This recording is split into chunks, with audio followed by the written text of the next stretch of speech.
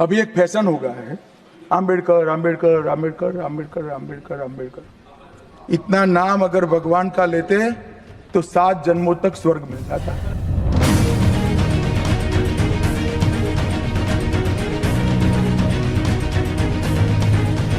दोस्तों, भारतीय राजनीति में विवाद कोई नई बात नहीं है, लेकिन जब विवाद संविधान निर्माता डॉक्टर भीमराव अंबेडकर के नाम से जुड़ा हो और वो भी देश के गृह मंत्री अमित शाह के बयान के कारण हो, तो मामला बेहद गंभीर हो जाता है। संसद में दिए गए अमित शाह के बयान से देश भर में हंगामा मच गया। विरोध प्रदर्शन, राजनीतिक बयानबाजी और कोर्ट में याचिकाएं, सब कुछ हो रहा है। लेकिन असली सवाल यह है, अगर अदालत इस पर सख्ती नहीं बरतेगी तो क्या इसका असर होगा? क्या यह संविधान की गरिमा को ठेस पहुंचाने की छूट देने जैसा नहीं होगा? आइए इस पूरे मामले को विस्तार से समझते हैं।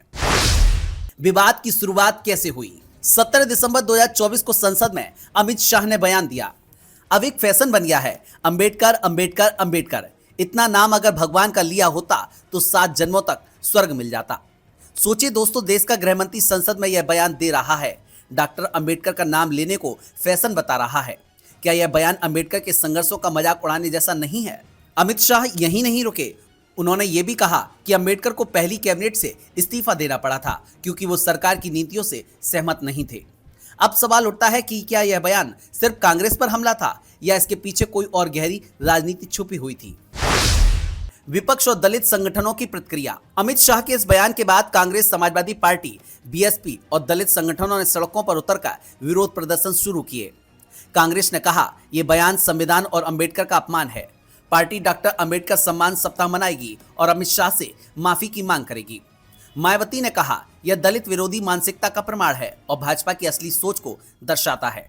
तेजस्वी यादव ने कहा, भाजपा का मकसद संविधान को खत्म करना है और अंबेडकर को नीचा दिखाकर मनुस्मृति को लागू करना चाहती है। सोशल मीडिया पर भी सेव कॉन्स्टिट्यूशन और अंबेडकर रेस्पेक्ट जैसे हैशटैग ट्रेंड करने लगे हैं। लोग पूछने लगे कि क्या अब सरकार खुलेआम अंबेडकर का अपमान करेगी? न्यायपालिका की भूमिका और जनता के सवाल। अब असली मुद्दा यह है कि क्या इस मामले में न्यायपालिका सख्त कार्रवाई करेगी? अभी तक जो हुआ वो ये है, दिल्ली हाई कोर्ट और सुप्रीम कोर्ट में कई याचिकाएं दायर की गईं, जिसमें अमित शाह के खिलाफ एफआईआर की मांग की गई। याचिकाकर्ताओं ने कहा, यह बयान समाज में नफरत फैलाने वाला है और संविधान की मर्यादा का उल्लंघन करता है। कुछ कानूनविदों का कहना है कि अमित शाह के बयान को हेट स्पीच की श्रेणी में रखा जाना चाहिए। लेकिन दोस्तों, सवाल यह है कि अगर अदालत इस पर सख्त कार्रवाई नहीं करती तो क्या होगा? पहला असर, भाजपा के नेता और ज्यादा आक्रामक होकर संविधान पर हमला करेंगे।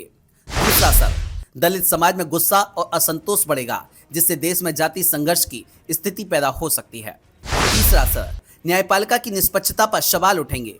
क्या यह सिर्फ भाजपा के नेताओं को बचाने का काम कर रही है? क्या भाजपा का असली मकसद संविधान बदलना है? यह कोई पहला मौका नहीं है जब भाजपा के नेताओं ने अंबेडकर और संविधान को लेकर विवादित बयान दिए हैं। 2019 में भाजपा सांसद अनंत कुमार हेगड़े ने कहा था, संविधान को बदलने के लिए ही हम सत्ता में आए हैं। 2021 में आरएसएस प्रमुख मोहन भागवत ने कहा था, आरक्षण पर फिर से विचार करने की जरूरत है। 2023 में भाजपा नेता कैलाश विजयवर्गीय ने कहा था, हमें संविधान से ज्यादा धर्मशास्त्रों को मानना चाहिए। तो क्या अमित शाह का बयान भी इस एजेंडे का हिस्सा है? क्या यह संविधान को कमजोर करने की कोशिश नहीं है? अमित शाह का यह बयान सिर्फ एक ट्रायल बैलून था, यानी देखना कि जनता का क्या रिएक्शन आता है। अगर ज्यादा विरोध नहीं हुआ तो आगे चलकर भाजपा खुलकर संविधान बदलने की बात करेगी। अब जनता क्या कर सकती है? अगर इस बार न्यायपालिका ने इस बयान पर सख्त कार्रवाई नहीं की तो ये इतिहास में दर्ज हो जाएगा कि देश का गृह मंत्री संसद में संविधान निर्माता का अपमान करता है और कोई कुछ नहीं कर सकता। इसलिए अब जनता के पास ही 2 रास्ते हैं, विरोध की आवाज को और मजबूत करना, सोशल मीडिया, धरना प्रदर्शन और जन आंदोलन से सरकार को मजबूर करना कि वे अमित शाह से माफी मंगवाएं। चुनाव में भाजपा को सबक सिखाना। अगर आप संविधान और अंबेडकर के सम्मान की बात करना चाहते हैं तो चुनाव में ऐसे नेताओं को बाहर का रास्ता दिखाइए। तो दोस्तों, यह सिर्फ एक बयान का मामला नहीं है, बल्कि संविधान को बचाने की लड़ाई है। अगर न्यायपालिका इस पर सख्त कार्रवाई नहीं करती तो यह भविष्य के लिए खतरनाक संकेत होगा। आपका क्या कहना है? क्या अमित शाह का बयान जानबूझकर दिया गया था? क्या अदालत को इस मामले में सख्त कदम उठाने चाहिए? क्या भाजपा का असली एजेंडा संविधान बदलना है? कमेंट में अपनी राय जरूर दें। Here, it starts with the sentence. It's the chapter headed "Challenge of Arbitral Awards." I wonder if your lordship have got it.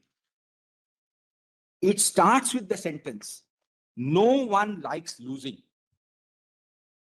So it is not surprising that when a client is disappointed with an arbitral award, the first question the lawyer is asked, how can I appeal? As is so often the case when a lawyer is asked a question, the answer is, it depends.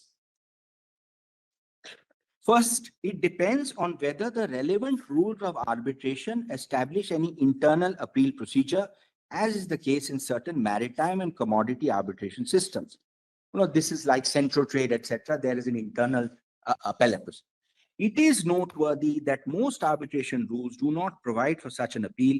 Indeed, most institutional rules provide unequivocally that an arbitral award is final and binding. This is our section 35. These are not intended to be empty words. One of the advantages of arbitration is that it is intended to result in the final determination of the disputes between the parties.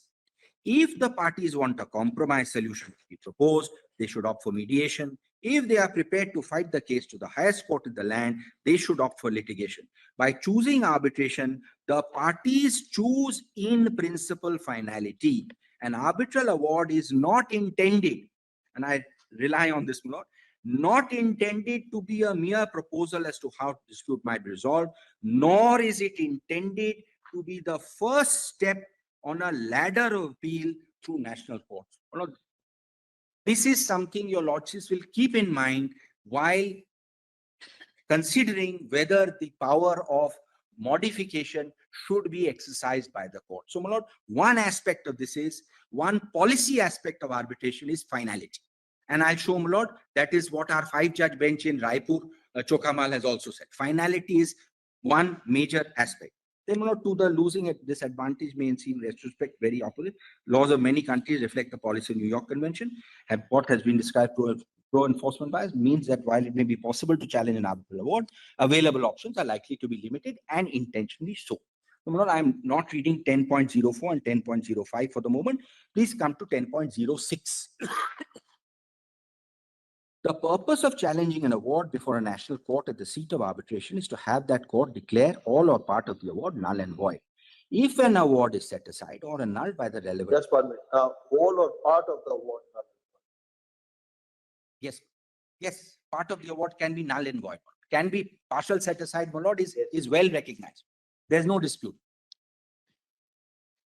That is, my lord, my learned friend will address your lordship. Partial set aside is effectively, my lord, partial and no division. Not only by the courts of the seat, but also by national courts. This is because under such New York Convention model law, competent court may refuse to grant recognition and enforcement of an award, which has been set aside by court of the seat of arbitration. Important to note that following complete annulment, the claimant can commence proceedings because the award simply does not exist. That is, status quo ante is restored. This was mentioned, my lord, in the Hakim judgment. The reviewing court cannot alter the terms of an award, nor can it decide the dispute based on its own vision of the merits. Lordships will consider whether, by granting to your lordships the power of modification, is the court going down this path.